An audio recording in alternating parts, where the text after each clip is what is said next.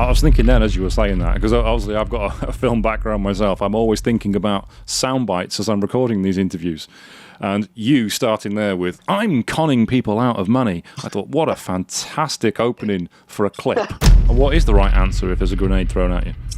Well, off the top of my head, I think you jump on the floor, cross your legs, scream the word grenade to empty your lungs, put your hands over your head, and turn your face away. No, but one day I will stab him. You're still planning to do it? Okay. No, I physically stab him. Oh, you're going to physically stab him? Hospitalise him for a bit? Please cut that bit. I don't want him to see it. No. Dave will see this. It's fine. So, Dave, he's coming for you. He's going to stab you.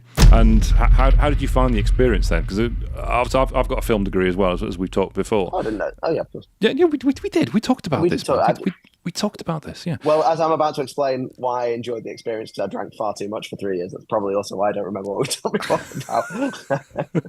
On this episode of The Engaging Marketeer, I am speaking to another film nerd. There's no way to dress this up. He's a massive film nerd. His name's Jack Leigh from 8 Engines, and he has been in documentary filmmaking. He has worked on Peaky Blinders. He has been to film school. He's done all of the stuff that I would have loved to have done, but he now runs his own creative agency, making videos full-time with a whole host of really talented people. So I'm going to be speaking to Jack about what his dreams were when he first started and why working on Peaky Blinders was not all it was cracked up to be. We've started, but we'll cut the cost out so nobody sees that. It's all right. We'll cut that. Yeah. Maybe let's not include that story because I'm just sort of trashing for that client. Right. Okay.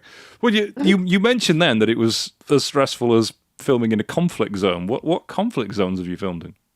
Oh, so before setting up the company, it was actually founded on an African military base, on a military base in Kenya. So of course it was. Yeah. So before. So my background was I used to be an assistant director, so I worked on things like Peaky Blinders and Fast and Furious and stuff like that, and then got really burnt out with it and found it quite depressing almost because it was something I'd always wanted to do, and then it ended up being very difficult, very stressful. I probably got over-promoted a little bit. There wasn't very much of a support system in place. You just freelance. You are there to do that job on the day. They don't care if you're better tomorrow. They only care about what you do on that day. So I found it quite stressful. So quit event after about 4 or 5 years. I thought I want to try and sort of do something else. So I ended up getting a contract that involved making hostile environment films for training charities with the Department of International Development. So we went out to Kenya and filmed on a military base and made all these films, which was obviously quite a hectic environment at points, but not as hectic as installing branding on a handrail. And then, that's where the company was originally founded. Wow. So were you ever in any sort of dangerous environment there then? I mean, not necessarily, no. There was we were escorted by armed guards a lot, but yeah, I can't say my life was ever in risk really. So what sort of things were you filming on the military base then? Or are you even allowed to say? No, I'd say so. It was a lot of interviews. So we're interviewing a lot of people, and it was also we do quite a lot with Interact, or we used to at the time. Shout out to a company called Near Life that run the software. So it's interactive video. So essentially, it'd be like, remember those choose your own adventure novels where it turns page 30? Yeah, so it's like that in video form. So you'd see a point of view, and then an option. Someone would say, throw a grenade in a room. And you'd look down, the camera would look down, it'd see the grenade, and you've got 10 seconds and 3 choices on the screen to make a choice. So it might be run away, jump on the floor, or throw it back. And there's a countdown timer. And if you don't do anything, that also is a choice. So something else will happen. So you make all the different video streams for that. And there's a whole story that goes on. So it might be that if you choose the wrong option, like you throw it back or you run away, something will happen and that'll change the story. Or it might be a game over, you might die. Yeah. So it was almost like a video exam for charities going into competitions. Oh, wow. And what is the right answer if there's a grenade thrown at you? Well, off the top of my head, I think you jump on the floor, cross your legs, scream the word grenade to empty your lungs, put your hands over your head, and turn your face away. To empty your lungs, really? That's why people shout grenades. It's a warm, but it's also to empty your lungs, so you've not got so the pressure doesn't blow your lungs out. It's really heavily about. Wow, I didn't realise that. I did not know that. I mean, Yeah, I otherwise, guessed pick it up and throw it back wasn't an option because that's what that's what they do in films. That's what we'd all think would be. Obviously, that's not the right answer. I just always have a tennis racket. Go for Yeah. it. Yeah, yeah. So that was a slightly odd detour to something that I did for 18 months. Yeah. Oh, fantastic! But you mentioned obviously before that you did stuff on Peaky Blinders. Presumably, when you were first getting into film, that's the kind of thing you always wanted to be doing. That's the thing that you had ambitions of being doing on huge TV shows like that. Yeah, completely. Like that was all I ever wanted to do was kind of get a chance to work on things like that. Obviously, I wanted to work in the creative department, and the hard thing about film is you don't get to be a creative for a hell of a long time. Like you sort of start, and it's very videos. Everyone thinks video and film's this really creative thing, and it is at the top levels. But if you're working in a crew of 150 people, what you're doing originally, you're starting out making cups of tea, and then it's very much the assistant director department I was in. It's very much a logistical role, really. You're organizing people. You might get to do a tiny, like the absolute tiniest bit of creativity, but really what you're doing is kind of managing a film set and organizing people and putting people in places and making sure things are happening at the right time. There's very much an attitude of like time's money. So if there's 15 different departments doing different things, if one department's 10 minutes behind, you hold up 14 other departments. It costs a lot of money. So it was very much the pressure was in making sure things work like clockwork, which is the ADs are almost like the conductor of an orchestra. You kind of conduct the film set. So it's basically project management then. Pretty much, yeah. Yeah, which is a good skill to have when you go into business. Oh, it served me very well now because now we run a business, and you need to know how to run a film set because you need to plan jobs. And having been an AD, you kind of know how to do it. You know where the foibles are, you know where the pitfalls are, you know where the low hanging fruit is. So it was very good, but at the time I was just sort of adjacent to creativity. You kind of just stood next to someone who's being very creative and doing the job that you want to go, and you're like, I don't know how I become you. Like it's not like any other job where you go like, if you're a lawyer, you start as a junior lawyer and then you work your way up and eventually you become a barrister. If that's how the legal system works, I don't know. But there's kind of like a career path with being to get to a director. There isn't a career path. There isn't. It's very murky kind of middle ground that hopefully eventually you end up being a director, but there isn't, it isn't like if you work really hard as assistant director, eventually you will become a director. Sort of like you would eventually become a first AD, but you might just finish your career there. You might never get the chance to be a director. And that terrified me, which is hence why I wanted to kind of do something else. So did you never see that there was an opportunity that you might get to do that? No, not really. Yeah, it felt, particularly when I was doing it, I didn't work with anyone from the north who was a director. Everyone came from London to make films in Manchester. Oh. Or internationally. So it wasn't like there was someone I could look to and was like, oh, you were a lad from Bolton and now you're a director. They're all like, or at the time, like there's loads of people now and there were people working then. It's just that, you only do a certain number of films and I don't think I came across that many of them. But yeah, there was no one that I could look to and be like, how did you do that? What was your career path? It was all like, they'd all gone to the National Film School, which I applied for, but it's like, I think it was like 25 grand a year and you need to be there for 2 years and you couldn't get a loan for it. But like, well, that's not an option. So yeah, I just sort of thought, oh, I'm going to kind of facilitate everyone else to be a creative for the rest of my career if I keep doing this. So left, did the work. Actually, it was a documentary company was the people that we went out there that got a contract with Difford. So I was making documentaries and the hostile environment stuff with a company called Near Life, and River Horse was the documentary company. They were great, and he'd a guy called Mike Todd. He'd kind of carved his own way out. He'd never done the film set stuff, but he was making documentaries. He'd done this very independent thing. It was just, it was so much more creative, even though what we were making a lot of the time was, that hostile environment stuff wasn't Peaky Blinders. It was filming quite serviceable stuff, but it felt so much more creative. It felt like you were getting to make something. But then, we made a couple of TV shows and a documentary as 8 engines, so to eventually get to it. And I think the real question would then be is when you're stood, as you described it, right next to creativity, so you can see it happening, but you're not allowed to do it yourself. Did you ever see what people were doing and think, I wouldn't do it like that, I'd do it differently? Yeah, there were some directors that I looked at and thought, I couldn't do what you're doing. Like, you're making decisions and choices that are getting things that I would never have thought of, and some of them blew me away. I worked with a guy called Jan de Mange on a film called 71. he was phenomenal. Like he was just working at a different wavelength to me at the time. But there were other directors I'd worked with that I remember one director. I went for lunch with him just by chance. It was in the prep period. We both went to the same place to get a sandwich, and we stood in the queue. And I was like chatting to him, and he was just going, "I've got a £50 note."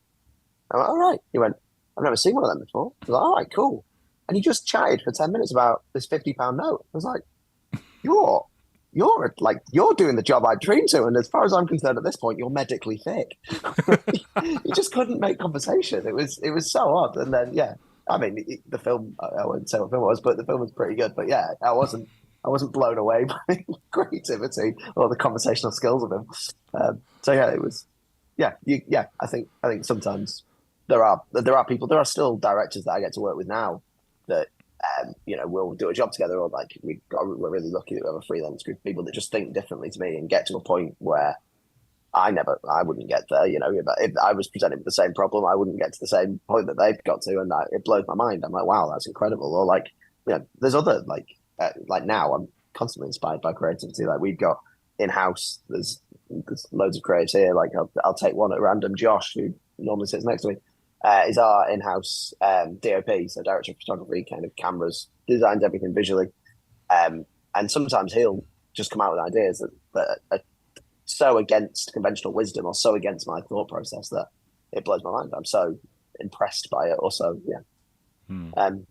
sorry, that was a long ramble about. No, it's good.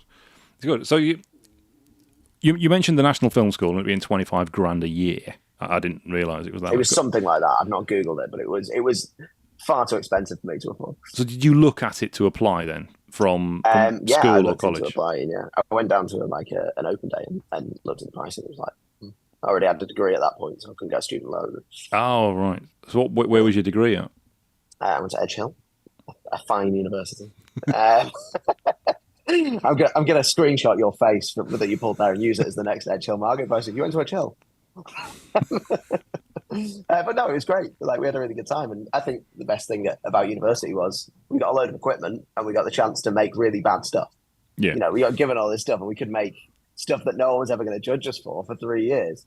So I think if I'd have not gone to university and I just kind of made stuff and put it out there, it'd have been soul destroying because everyone had just judged you for it. So like, thankfully, in the fourth year, you could kind of make something that was half passable. Yeah. And how did you find the experience then? Because I've got a film degree as well, as we've talked before. I didn't know. Oh yeah, of course. Yeah, we did. We talked about this. We talked about this. Yeah. Well, as I'm about to explain why I enjoyed the experience, because I drank far too much for 3 years. That's probably also why I don't remember what we talked about. No, I remember we used the film equipment quite a lot, and we actually got banned from using the film equipment because we made an action comedy with it, and they said that's the film lecturer was a guy called Alan Nibbler, who was the producer on Human Traffic. He said, you've dabbed on this. Yeah. He said, this is not what you're supposed to be doing in a film. It's just a bit taking a piss, a spoof's got to stop, all that kind of shit. He talked like that because he was Scottish, assuming that did sound like a Scottish accent. I hope it did. But I found it very pretentious at film school. They made us watch like Jean-Paul Godard movies and discuss them in great detail, and I just thought the whole thing was an absolute load of wank. We weren't going through any practical skills whatsoever. They didn't show us how to edit. It was just a case of, right, this is the edit suites, this is technically the buttons you press, just have at it. And then we had at it and did what we wanted to do, and they went, no, don't make those kind of films, that's not what we wanted to do.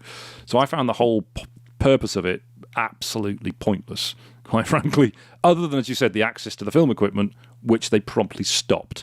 So how was it from a creative point of view when you went? What did you pick up, and did you learn creativity and technical skills from it? First, I would like to say that the fact that the producer of Human Traffic told you that your film wasn't serious enough is insane. Yeah. But I enjoyed university. I think I got very lucky that I got in with, once again, I mean, this will be a running theme. I think filmmaking is about the people you surround yourself with. And if you surround yourself with great people, it doesn't really matter about the environment. You're going to make good work and you're going to make things that you're happy with. But if you surround yourself by bad people, it doesn't matter about the work. It doesn't matter about the opportunities. You're not going to make something you're happy with. And I got really lucky that we got a brilliant group of people, and we had a great time doing it. The lecturers were very supportive. They let us make what we want, unlike you apparently. Yeah, we got to make. I was making like existential comedies about kind of the afterlife, and we were making, strange films students make. But we had a brilliant time. I think it was great to just be allowed to be both completely unpretentious, but also very pretentious at the same time, and make strange films. And somehow, I mean, I hardly went to uni for my last year, and I still got a first. So it can't have been that academically. It can't have been that rigid. But yeah, I had a brilliant time there and learned a lot. And I've since gone back and done a bit of teaching there. And yeah, it is. Oh, have you? It is a good institution. Yeah. They've had you back in to teach as well, do a bit of lecturing. A very little bit, yeah, just about kind of essentially just talking about my life story more than doing an actual course. But yeah. No, well, that's good. That's good. Yeah. Most universities don't tend to bother with that from what I've seen, but it is important, I think, to show the students there what they can actually do, because everybody who goes to university to do film has a dream of being a film director. That's the one thing they do. They don't even look at anything else. But to see the different paths that they can take, I think it's important to show them, because they don't have the marketable skills. They don't have the business sense. And that's the kind of thing they need to be shown, I feel. Yeah, no, I completely agree. I remember reading something about photographers where it's like we train more photographers in the UK in 1 year than was needed than there was work to cover a decade across all of Europe.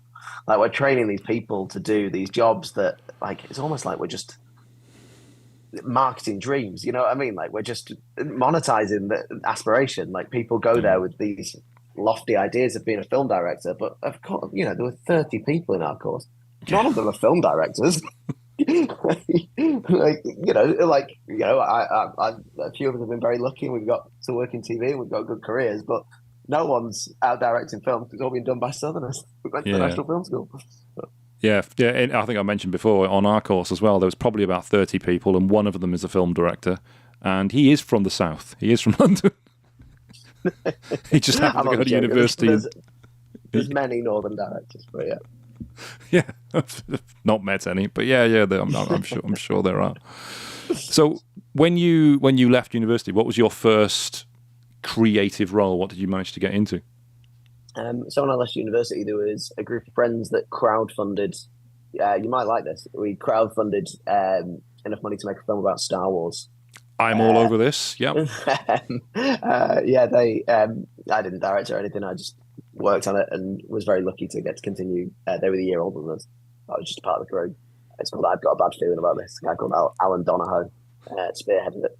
And so I did that. And through that, managed to meet some professional filmmakers, and I started out getting a massive opportunity to be an extra in the film Northern Soul, Right. which I'm just going to come out and say, I don't really like music. And got on set, dressed in Northern Soul clothes, and they went, go on, dance. We're like, what? So very quickly they realised maybe my skills were better used as a runner, and managed to become my bad dancing started my career, actually. So I managed to become a runner on that and met some more people. And then, got very lucky and started doing dailies. So I worked on quite a few different bits and pieces that were shooting in the area. Like I said, I worked on Peaky Blinders. I did a series of films. God, I can't remember now. Last Tango in Halifax, I think I did at that point. I worked on Utopia, which was a big Channel 4 drama. And then, got my first kind of full-time role on a film called 71, which was brilliant. Loved it. Like I say, that was with Yanda Manch, who was fantastic. Then I did some other films. I'll keep vague because I've slated the director of one of them. But I did some other films, and each one of them I learned a lot from. But it's very long hours. It's sort of 16-hour days, 6 days a week. I think it's getting better conditions now, but it was very tricky. And they were all around the country, so you kind of move away from your family and friends, and it's very isolated. And I think the fact that everyone's freelance certainly then created quite a there certainly wasn't much consideration into the culture of film sets, I'll say. So there'd be like, everyone was quite concerned about getting their next job and looking good, and everyone was very working long hours and very tired and very stressed. So there wasn't as much camaraderie at times as I think there should have been. And then did that. Worked on a few TV bits, and then thought I was like 25. And I thought, you know what, I'd like to try something a bit different. So yeah, got the job at Riddles. So you packed quite a lot in then by 25. Yeah, it was tiring. Yeah, well, I mean, I'm one of the very few advantages to being born very early in the school year is when I left uni, I was still 20. I had 5 years from leaving uni to being 25. Yeah, I was very late in the school year. Oh yeah, August baby. Yep. Yeah, same. Yeah. Yeah. I don't know if you've read Malcolm Gladwell's books about how statistically that's the biggest disadvantage you can have is August birthday. Yeah, I've heard about that. Yeah, I put it down to a lot of my failings on that. Yeah, me too. Yeah.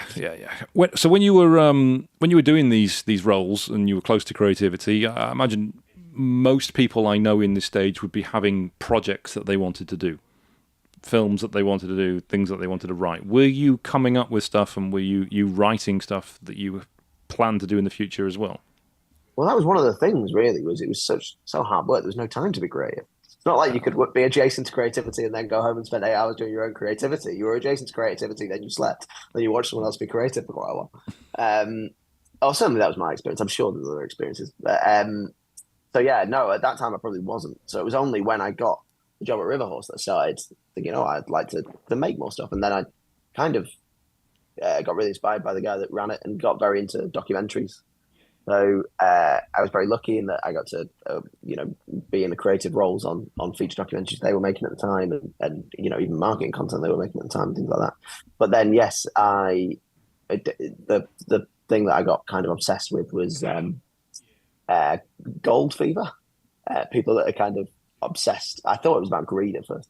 People that are obsessed with gold, and I looked into it and found that the purest gold in the world is in the Arctic. So started researching a lot about that and met this guy. And yeah, we eventually ended up flying out to the Arctic to make a documentary about Arctic gold prospecting. And it was about this guy that was manically depressed, and he used to work at Nokia mobile phones that he thought was his dream. And then he decided it wasn't. So he quit and moved to the Arctic. So it really resonated with me. He quit and moved to the Arctic to find this gold. And I thought it was really about greed. I thought he was doing it for money, but he wasn't. He was doing it. He was obsessed with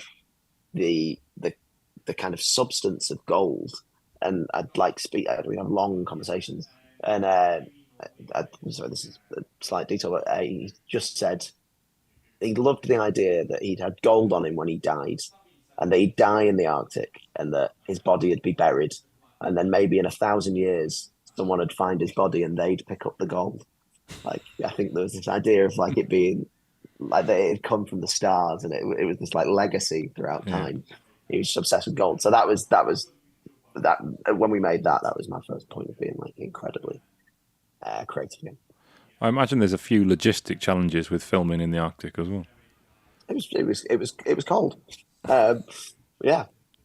I injured myself fairly badly on the first day. We got there, and the first thing we did was meet this guy who I met, a 40-year-old man that I'd been talking to on the internet for about a year in the Arctic. Thought, oh, this could be a bit worrying. But so we all went, the crew and Marco, went to a sauna the first night. So obviously you get naked in the Arctic, and there's this, it was like a hut with a fire under it. It wasn't any form of luxury. We get in there, we've all got beer, and I stand up to give a speech. Always trying to be the center of attention. So I stood up to give the speech. I'd had a few of the beers at this point, slipped, dropped the beer smashed on the floor, and I landed on it. So within about 3 hours of getting to the Arctic, this gold prospector was pulling a shard of glass out of my butt cheek. So that was near. He was like, it's 3 hours to the nearest hospital. That was nearly quite the logistical challenge, but it turned out it didn't hit any major arteries. It was fun. Did you almost think the whole process of you filming this should have been filmed? I think it might have been a bit X-rated, but yeah, it should have been behind the scenes. It was a good time. Yeah, it does sound like. Called Rich is the Life. If people want to watch sounds like something Ben Stiller or Jack Black should be in about filming it and then just falling naked on a load of smashed glass. Yeah, that's very much the vibe. Yeah. So that was the first thing I got to do. That I was like, oh wow, I'm like directing stuff now. Like I'm out there making this thing that I've been obsessed with for quite a while, and it was quite a long journey to get there. So that was when I felt like, oh no, I've really changed from being adjacent to creativity, to being a creative. Right, so that was the moment you thought, right, this is what I want to do. This is Yeah, my basically. thing. Or I thought, I kind of found a way to get to do something. Right. Yeah. And how long was it before you decided, I want even more stress in my life. I want to be running my own business and do this myself and make my own decisions. So it was a strange way we got there. So I actually founded the business with a business partner who is no longer a part of it. Um, so we did the finished film together with a couple of other people, and then as the company grew, I won't go into that too much, but he left the business. So yeah, as the company grew, it kind of, I don't know if I ever thought I want to run a business, or if I thought, well, we're running a business and this is how you run a business. And then I sort of turned around one day and was like, oh, we've got like a staff now and we have to do all this work. But yeah, it wasn't really a conscious decision. I mean, I love it. It's the best decision I've ever made. But yeah, it wasn't necessarily a conscious decision to go off and do it. I'm very glad to do it, and I think everything that I'd learned comes together quite nicely in the business, and it gives me a chance to kind of, like I say, the freelance thing didn't really work for me, so it's very nice to have like a consistent team of like very close friends, and we work together and we kind of talk in a lot of detail about how we run as a team. Give me 1 second, Darren. Can we deal with that in a little bit? Is that all right? The phone thing. Oh, thanks, man. Sorry, our landline's broken. Yeah, so it's really nice for me to like build a team and have like think about the team dynamics and think about how we work well together and think about how like creatively we have these conversations and we've got like a language and a shorthand, and it's not just a group of people that are thrown into a job. We're not just 10 freelancers that get a phone call and are available on the same day, so come together to work and maybe they'll do well together. We're a team that have worked together. Rupert works here. We've been best mates since we were 2 years old. Josh and I have been working together for 3-4 years now. Like most of the people in the company have been here for quite a long time, and we have that culture. We have that kind of collegiate atmosphere, and I think that's how I thrive in creativity is kind of in a team, bringing people together. And the company works well for that. It's quite common when people who are creative form companies to do creative stuff, that the bit they're often lacking is the business angle, the organization angle, and certainly the sales and customer focused angle. How did you make sure that you had that without losing control of the creative side? I don't know. I think maybe I'm lucky in that naturally I have a sort of an eye for how to do it, and I think I like processes. Like I'm quite process driven. So I think having spending time working out what our processes are has always been good for me. So I'd sort of spend a lot of time sitting down and thinking like, right, how does this work for us, and how does that work for our clients? Like, what do they actually want? Because I mean, our slogan for the company is "No one wants a video." Like as with any marketing, no one actually wants the thing you make; they want the results. So we think about like, we don't just think about it as, oh, we are going to go and make this video. We think about like how we're going to A, deliver those results, and B, filmmaking's fun, right? Like most people don't get to make films every day. So most of your clients come on set and they kind of want an experience with it. They want to feel like they've been making a commercial, or most companies make a commercial once every 2 years maybe, or they make a brand film, or they make a film. They're not doing it every day. So we also try and think about like how to include people and encourage people and guide people through that process, so they feel like they've had a creative input and they've been a part of it, but they've not just been like forced to come up with ideas on the spot. We never treat people like filmmakers. We've got processes where we kind of offer people input in a way that makes sense to someone who's maybe not used to making films. So we've spent a long time thinking about that. I mean, the hardest part for a business for me has been like sales. Like, I think we're quite good at like the team side of it and supporting people and being nice, and we know how to make films. But yeah, that first bit of being like, can you give me some money? That I really struggled with for quite a long time. But yeah, I think we've got the hang of it now. We've had some brilliant support from, BNI has been a huge part of that, and various networking groups where people who have more experience than myself in selling has given me advice, and eventually I think it just took time to genuinely believe that what we did was was like worth what it is, because it is, it's not the cheapest thing in the world to commission video, particularly not from a company like us. We're not the most expensive in the world, but we're not freelancers. We're an agency. So I think it took me a long time to think, oh, you're like, for me, I love it that much that I was almost like, I'm conning people out of money by them giving me money to make films. That seems mental to me. So it took a long time to be like, oh no, actually, we're making films that we made a film a few months ago that someone used and rang us up and said, we think you're basically responsible for us making £750,000 because we showed that video at the start of a pitch process, and at the end they were just talking about how great the video was. I was like, oh right, yeah, that's the value. Like I had to personally think what the value we were bringing was, and now we're very focused on the value, and that makes it easy for me to sell, because you're not selling video, you're selling a tool that gets you to win a tender that gets you £750,000. Yeah. I was thinking then as you were saying that, because obviously I've got a film background myself, I'm always thinking about sound bites as I'm recording these interviews. And you starting there with, I'm conning people out of money. I thought, what a fantastic opening for a clip. Yeah, cheers for stitching me up. I'm glad film's still taught you the old Sky News approach. But you do go in within 10 seconds to about how you made £250,000, whatever it was for a business, just because of that video. So it's a great intro, and it makes people want to watch it. But yeah, it's better than me talking about handrails. it is better to be yeah yeah, absolutely. One thing you mentioned as well, which is really important in sales, is to have the confidence in what you're doing is actually of the value. I think I'm quite pig-headed as an individual, and I think to learn anything, I have to discover it myself. People can say things to me, but it doesn't really go in. So yeah, I think that we've had wonderful people guide us and help us. There's a man called Martin Rowe that we work with very closely that's sat over there that's helped us over the years. There's tons of people that we've worked with that have given us this advice and the support. But yeah, I think it did take, at first, because of the TV background, I think I was coming into it with the idea that the value we provided was that we could make something that felt like a TV show but didn't have a TV budget. That was how I always sold it. But who really cares? Do you know what I mean? What businesses go, you know what we want? Is something that looks like a TV show. Like, no one's ever said that. So at first, when I was selling this stuff, like, I genuinely believed, like, yeah, we can do that. We can make something that feels like a TV show. We can make you a TV commercial for half the budget of like the Gate or the Mob. That is a skill that we have, and that is something we provide, and that is the core business. But that's not what people care about. So it took me really getting into the commercial and marketing sector. This happened about 4 years ago, where it really clicked that I was like, oh no, what we're selling is those results. Like, I need to have the confidence in, not that we can make the TV ad, but the TV ad that we make works. That was the next step for me. Was kind of moving from a background of where all you were trying to do was think about the audience, which we still do, but we were, in TV, you're making something for an audience to enjoy.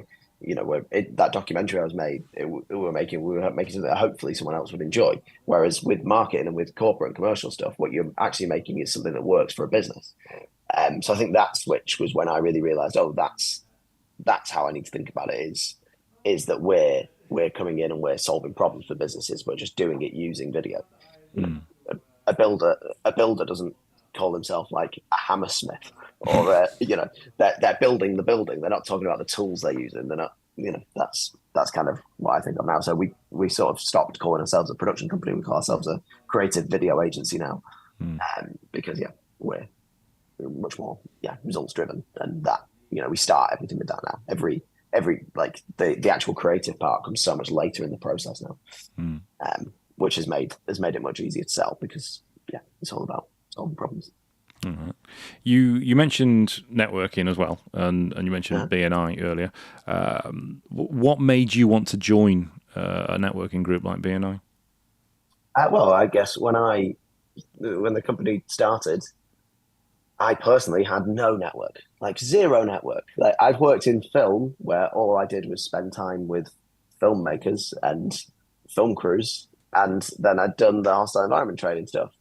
I didn't know anyone in the city. So when my wife works in agencies, she works in PR, and she had suggested BNI to me. Actually, she kind of suggested it while rolling her eyes, which I think is a lot of people look at BNI or a lot of networking. almost being like, "Oh, you're not going to join that BNI, are you?" And I was like, "I don't even know what BNI is." So Hmm. I googled it so as not to look like a fool, and I thought, actually, no, that does sound really good. That is what I'm going to join. Um, and yeah, joined it, and it just gave me a network in terms of I could meet more people, and there was just people. Uh, you only get so many darts to throw at a board, and it gives you more darts. The more people you know, the more chances you have to get work, which was our problem. Was Hmm. we weren't getting the work at the start. Um, but it also gave me a network of people that supported us. I didn't. You asked about how I found running a business. I didn't know how to run a business in the slightest. Like, it is not my background, and BNI gave me that support, gave me that network, it gave me that group of people that I could just kind of, and they're very lovely people in graphene. I could just kind of ring up and say, uh, oh, actually, ring up Dave and go, "Hi, Dave, I'm really struggling with this little bit of wording. Like, how would you support?" Or the Mike, the lawyer in the chapter, has supported us over the years. The accountant in the chapter helps out. The SEO agency in the chapter did all our SEO. It just gave us this pre-baked structure for building a business, which was absolutely fundamental for us. And you said then when you first joined, you weren't getting the business. No, How did you make that change? What were you doing? Was it in presentations? Was it in one-to-ones? How are you getting people to actually give you referrals then and make it work? well, I think I did it wrong at the start because our messaging was once again wrong. Like that, when we first joined BNI, it was very much at the height of my stage of we'll make you something that feels TV quality without a TV budget. So we're having these, and it didn't work at first. It took a while for it to work, but it took a while for me to go into meetings and to listen to the people and have one-to-ones and listen to advice of people like Dave Kelly, who um, I think the world of a man. They just gave me this advice and said, like, actually, what you're saying isn't coming across right. You know what I mean? Like, do you want me to go to my clients and go, "Oh, these guys can make you something that feels TV quality without a TV budget"? Like, that requires someone to be at the stage of wanting to buy a video. I mean, they're already sold on video for that to be the case, because then they go, "Oh, I want is good video." Whereas what they were like is, why should they want a video? So I think Yeah. the one-to-ones were massive. The feature presentations, they're just standing up and talking for 45 seconds every week about the business. It made it so much better, because then you're thinking every week, like, right, how do I get across what we do in 45 seconds? And it was like, there was like a little exam every week of how I thought about the business, which, yeah, like supercharged it. Yeah, I've seen it myself. You see people who visit for one-offs or they're brand new members. They stand up and they talk about the specifics of what they do. So they talk about the cameras they use in your instance. They talk about the focal length. They talk about how they edit together, and none of actually why a business would actually want that. What are the Yeah. benefits in getting that? We just don't seem to do that about our businesses, no matter what industry we're in. We're just obsessed. We're engineers. We're obsessed with the creative process, not with the actual results. Yeah, it's almost like it's a dirty word to talk about, like, why you're making video in creative. It's like, well, it's creative for creative's sake. No, it isn't. It's like weaponizing creativity. That's the whole point. It's finding a way to utilize creativity to get a result or to get an effect. Like, that's the real skill of it. And it's great if you can come up with the world's most abstract and beautiful looking short film. But in this world, no one cares. Like, ultimately, like, yeah, great. Submit it to Cannes and go work as a waiter. But, but Ouch. yeah, like, the skill of this is yeah, weaponizing that creativity and utilizing it um, for a purpose. And when you're creating videos, or even you're pitching to a client about a video, how do you convey to them the results they'll get from the video? But we don't really. What we do, because everyone wants a video for a different thing, and every client has a different problem that needs solving. You know what I mean? Like, if we go to one client, yeah, ultimately it might be that two clients both want money, but they do it in a very different way. Client A sells something one way and projects its message one way. Client B does it in a completely different way. So we can't go in and go, we can do X. We'd never say that, because it's not entirely reliant on us. If we make the world's greatest video that's the most convincing thing, and they put it on a hard drive and show it one person at Christmas, it's not going to do anything. So we can support that thing, but we can't guarantee that stuff. We can give people best practice. So what we tend to do is come in with case studies, and we say, like, look, this is what we've done before. These are the results we've had before for people. This is what they've done. We'd never, and no one in the creative world or in the marketing world or anything can say, can guarantee a result. They can't just go in and go, this is what we will do for you. And if anyone says that, that should be a massive red flag, because they don't know what they're on about, or they're not being honest with you. Like, the best thing to do is to come in and go, look, here's some clients we have that they're in a similar sector to you and have a similar kind of remit and maybe similar problems that needed solving. And here's how we did it for them. We can't promise we can do it for you, but we have done it before. We've done a similar thing, and it's worth experimenting with. So then we run a workshop with people straight off the bat that takes about an hour, that kind of gets to the root of their problems before we pitch any creative or anything like that. We talk about like who their audience are, how you solve the problem, what they want to hear. You know, all these. It's much deeper than that. But yeah, we have these workshops that we run with people to assess the problem, and then we find a creative solution to get those messages out there. Okay. No, that makes sense. 'Cause, yeah, there's too many industries, creative industries, that will just go off and start coming up with ideas without knowing what the actual problems are in the first place. So the results don't work. Yeah, I read a great study once of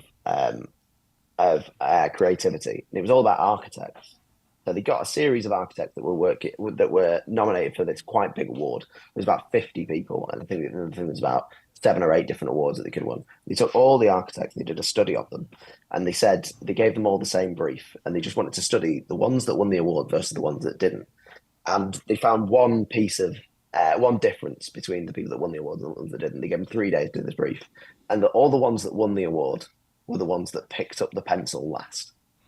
So they thought about it. They worked out, they spent the time thinking about the problems they were going to solve, the conditions, all this kind of stuff. They really did their research. And then in the last day, they picked up the pencil and they started drawing.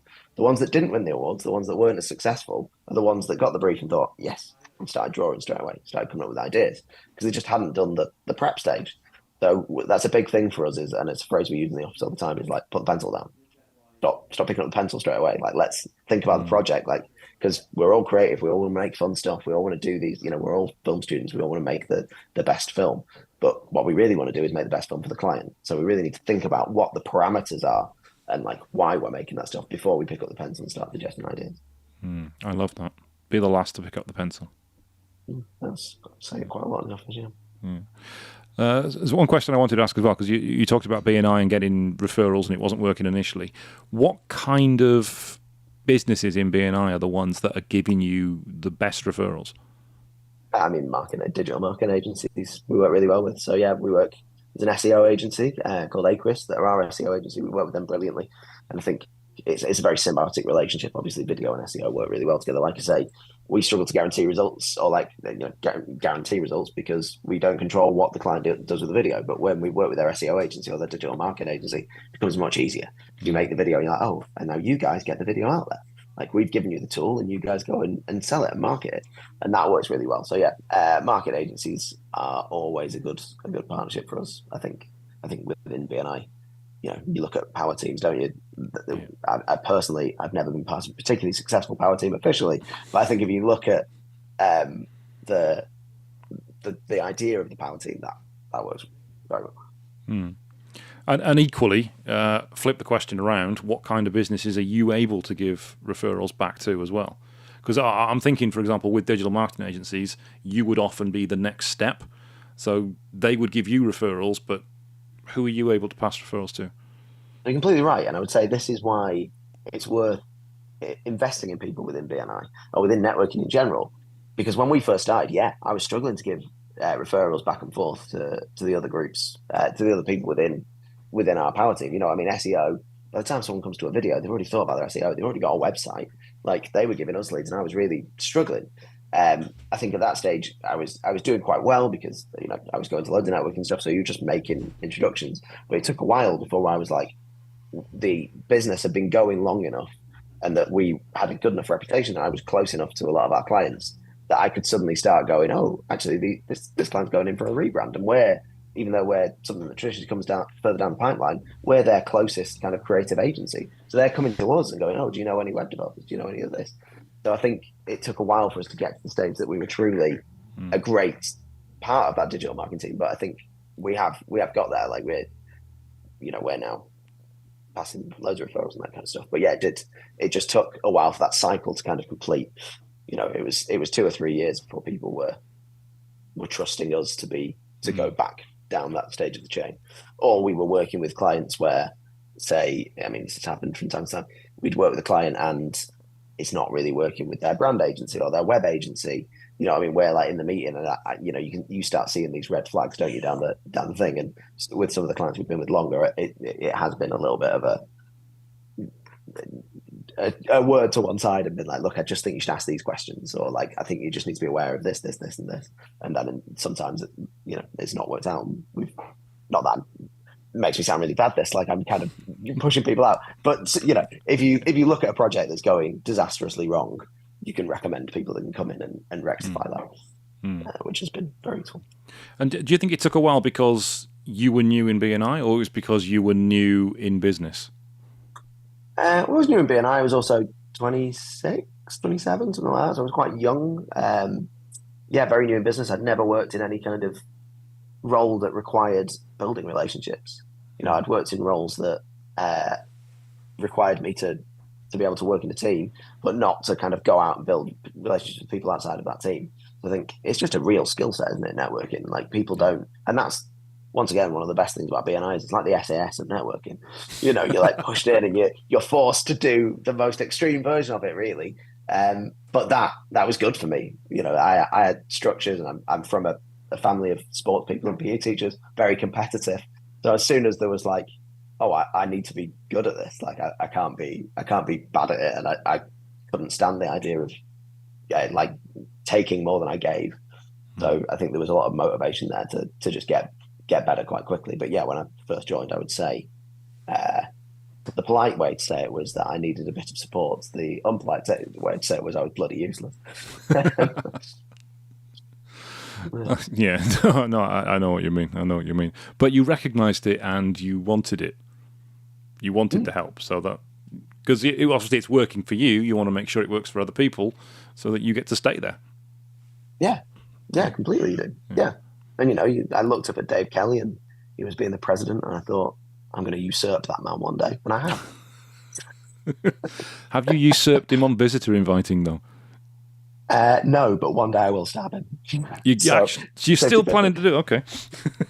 No. I'm physically stab him. Oh, you're going to physically stab him? Hospitalise him for a bit. Please cut that bit. I don't want him to see it. No. Dave will see this. It's fine. So, Dave, he's coming for you. He's going to stab you. If he calls me out on that, I'll give him a $5. Yeah. I hope he does. So, as a couple of questions left I want to do. What's the future hold for you? What are your plans for the business or from the creative angle? Have you got any films in you? Anything that you want to do? Any projects that you think, I've got to do that before I hang up my camera? Yeah, I mean, we made a taster for a TV show last year. It was a period drama set in Victorian Canada, shot in Burnley. They are practically the same thing. Well, exactly. So that was an incredible experience. You know, it was really nice to kind of get some money and build a proper film set. And you know, we shot in an old prison, and it was great. So I'd love, and that's waiting to see if we can get funding to make a proper version of that, which would be great. I mean, I'm really excited about the marketing and the kind of where we're going in terms of video marketing and the creative stuff, because I think we've kind of gone. I think there was a stage when advertising was really cool, when you had like the 1984 Apple advert Ridley Scott directed. You've got all these great sort of examples of this, and there was like music videos and these like super short creative things that were happening. And I think video just got to a stage of like, oh, everyone wanted video, and it was much like websites. You got to this stage where not everyone had a website, so having a website was enough. You know, you were on Google, you were really reaping benefits from having a website on Google. You know, people were Googling it, and if your website was there, they were going on the website and they were buying. But then suddenly, everyone had a website. So there was no longer an advantage just innately in having a website. It was just a necessity. So then it became the advantage of having a good website, being creative with it, and like putting the extra mile in it, which I think is the same process we're going to do with video. First, there was just having a video was enough. And I'm going to be honest, I think the quality of video went down. Like, there was less creativity in it. There was less results focused. People were lazy. It was just about having the equipment and filming something. And then now we're getting to the stage where almost every business has a video. Like, you know, something like 80% of marketers use video every year, getting rebranded. You know, it's no longer a luxury to have a video. It's almost as standard as having a website. So now we're getting to that stage of, oh, now quality matters. Suddenly creativity and, it's more, I hate to sound like overly competitive again, but it is more competitive. You're making things that are trying to grab people's attention, and that takes more skill and commitment and creativity and all those good things that you can work with. That's what we're at the stage where we're at now with video advertising. You've suddenly got, we're making TV ads for branding agencies. They're having like TV quality adverts. We're making really cool stuff. We're going out, and I'm going out next week to Vegas shooting something with a load of guys from UFC for like a relatively small company, because they've recognized that they need these tools, and they see the value in it. So I think on that side, on the video marketing side, there's going to be like a renaissance of creative, cool stuff. And outside, like I like to think we're very talented and we're very high up in that list. But there's so many great people making videos at the minute. Like I watch things all the time that other agencies have made. There's an agency called Bearded Fellows that are around the corner from us. I watch some of their stuff sometimes and go like, wow, that's incredible. Like I really enjoy watching it. So yeah, like I just think it's a good. I think it's going to be a good time to be a creative working in the commercial sector. And I think A Engines and our team are very much like, we are now, after 8 years running the company, we are now the best production company I've ever worked at. Like, I think we're in a really good place. Everyone's really talented. We've got really good equipment. We've got all these kind of things. We've got a really good process. So I think we're at a point where we're really ready to like rise to those challenges and make like consistently make exciting projects, which we have been doing for a while. But I think that's only going to get better, and there's going to be more stuff out there. So I'm really excited for the future. Oh, I love the way you casually dropped in going to Vegas to film something for UFC. With UFC. With UFC. Okay, with UFC. I love that. I love that. We're about out of time now. So as you've kind of segued into it anyway, if somebody is listening to this and thinking, I would love to find out more about what you do and potentially work with you, what is the best way for someone to contact you? Well, there's the website, aengines.com. You can also find me on LinkedIn, Jack Leigh. They're the two major ways. As we got interrupted before, our phone line is currently down, so please don't ring us. There's all the contact details on the website. Okay, I will pop the links for your LinkedIn and for the website in the show notes for the podcast. So in the YouTube video, it'll be below the video, and on iTunes, Spotify, everywhere else, it'll be below the podcast in the description, so someone can contact you there. Jack? Oh, amazing, mate. Jack, I've loved it. It's been brilliant. Thank you very much. And it's great talking film with a film nerd. Yeah, definitely. It's been my absolute pleasure. I've really, really enjoyed that. Thanks, mate. Thank you. Yeah, and sorry, I didn't quite realise we'd started at one point. So I think I was just rambling at the beginning of this, thinking me and you were just having a conversation. That's how it works. It's all about a conversation. It's all about a conversation. So you con me into announcing things. But yeah. Yep, thank you. Yeah, genuinely. Off record, that was brilliant, man. I've done a few of these podcasts. That was by far the best. Oh, well, we'll keep in that bit.